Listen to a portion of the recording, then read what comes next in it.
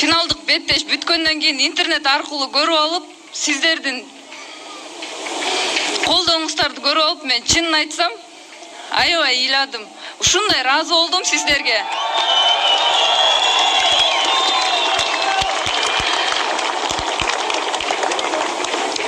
Ушул күмүш медалдын баасын утулуп калгандан кийин сезген эмесмин, сиздердин колдооңуздарды көрүп мен кайтадан өзүмдүн маңдай жүзүмө күлкү, маанайым ачылды. Ушул менин бүгүнкү маанайымды сиздер тартууладыңыздар. Сиздерге чоң ыраазычылык билдирем.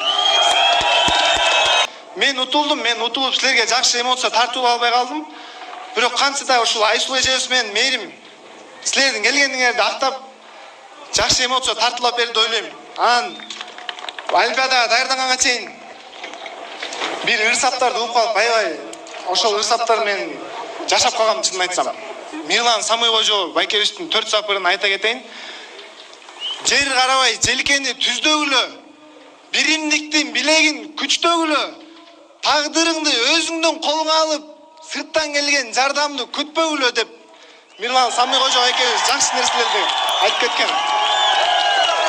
Турпаңга белгиңди чийип кыргыз, туңду көтөр ар дайым бийик кыргыз, төркөйлөргө чөгөлөп тизе бүкпөй, түндүгүңдүн алдына бирик кыргыз.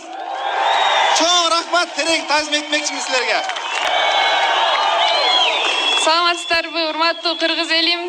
Баарыңыздарга терең ыраазычылык, ушундай бизди колдоп, коштоп келип бергениңиздерге чоң рахмат.